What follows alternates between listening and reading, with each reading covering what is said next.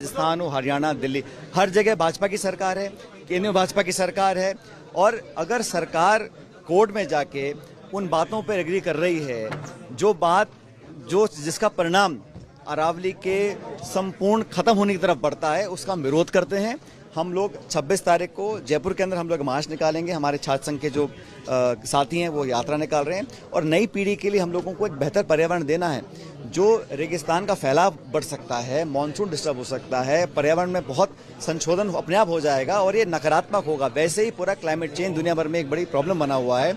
NCR में प्रदूषण हो, इरिगेशन हो, क्रॉप पैटर्न्स हो, वहाँ के जो वाइल्ड लाइफ है वो सब नष्ट हो जाएगी। और आज भी 10,000 से ज़्यादा एंटिटीज वहाँ पर इलीगल माइनिंग कर रही हैं। उसको रोकने का काम जिम्मेदारी किसकी है? राजस्थान के अंदर, पूरे देश के अंदर। तो ये इलीगल माइनिंग को बढ़ावा देना, अरावली इसको कोई कारण बताकर उसको नष्ट होने देना और उनकी नाक के नीचे हो रहा है। मुझे लगता है ये बात करते डबल इंजन की। यहाँ चार इंजन है, चार इंजन सरकार है राजस्थान के। जाता है कि A+B का होल स्क्वायर A² + 2AB है।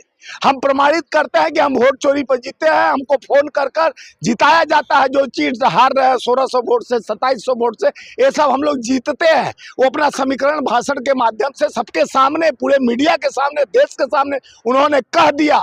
और इस बात को राहुल गांधी जी, हमारे नेता, निरंतर कह रहे हैं वोट चोरी की सरकार है, वोट चोर है। ये वोट चोरी के ऊपर ही सत्ता में है। इनका अगर लिखा जांच शुरू हो जाएगा तो ये सब जेल में रहेंगे और आने वाले समय में जेल में रहेंगे। चाहे चुनाव आयोग हो, ईडी के जो अधिकारी जबरदस्ती कर रहे हैं, इनकम टैक्स, सीबीआई, डराने धमकाने का काम, विपक्ष को दबोचने का काम कर रहा है। सबको इस सत्ता का जो हिस्सेदारी भागीदारी में है, सब जेल में जाएंगे। तो इनके करप्शन को प्रत्यक्ष किम प्रमाणम सब जानता है कि मोदी जी जिस तरह से तीर्थ स्थल बना दिए पीएमओ को अपना, कि उनके आप पाप करके आओ, मैं वॉशिंग पाउडर से धुल जाओ। जीतन राम मांझी के फराने से क्या इंडिया में कुछ फर्क पड़ेगा?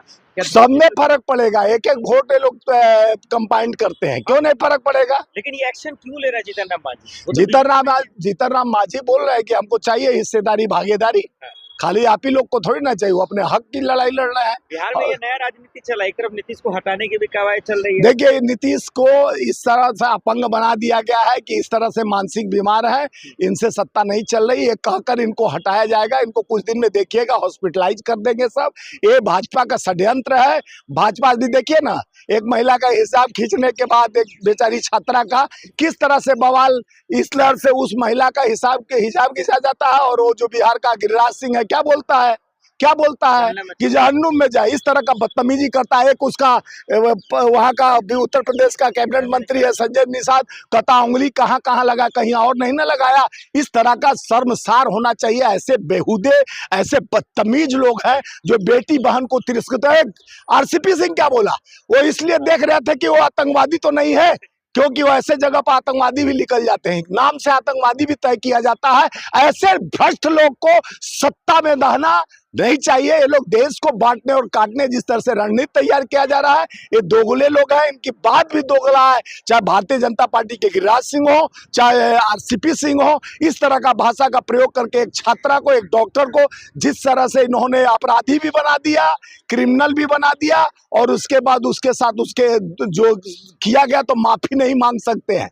क्योंकि अगर बेटी भी समझते तो कहते बेटा मेरे से गलती हो गया, मेरे को तुम्हारा अपने से बोलना चाहिए। लेकिन ये लोग क्या है, वोट चोरी के सत्ते के अहंकार के बल पर जो पोल खोल रहे हैं वोट चोरी का, तो राहुल गांधी को एक और सबूत मिल गया, उसके बावजूद कोई नतीजा तो नहीं निकल रहा ना। तो दिख नहीं रहा, चुनाव ब्लाइंड हो गया है, अंधा हो गया है, नीचे नींद में दिनौनी हो गया है, रतौंधी सुने होंगे, दिनौनी हो गया है। उसको पता नहीं है कितना बड़ा कांड करके बता रहा है कि मैं चोरी किया हूं। तेरी हिम्मत है तो हमको सस्पेंड कराओ, मेरे विधायकों को सस्पेंड कराओ, क्योंकि मैं सत्ता के गोद में बैठा हूं। तेरी औकात नहीं है, चपरासी हो तुम, हमारे चरणों के नीचे हो। चुनाव आयोग देख लो, अंधे ब्लाइंड होकर जिस तरह से तुम ये बात कर रहे हो, आज समझ जाना चाहिए कि जीतन राम मांझी पोल खोल रहे हैं। पूरे देश में मोदी भी कहेंगे कि हमारा सत्ता का गुलाम चुनाव आयोग है, जब चाहे ये करूं वो करूं, मेरी मर्जी।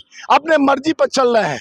ये इनकी है। सारा खेल क्या बीजेपी करा रही है, नीतीश कुमार खुद कर रहा है या देखिए नीतीश कुमार को किस तरह से अपंग बना दिया जा रहा है। नीतीश कुमार अपंग हो जाए ताकि इनके सूझबूझ खत्म हो जाए, तो ये लोग अटैक करना चाहते हैं जल्दी से सत्ता पर, अपना गिद्ध का नजर जमाए हुए हैं। कब मौका मिले कि हम वहां का मुख्यमंत्री बने और अडानी को बिहार का मक्का मखाना और मछली तीनों सौंप दें। बहुत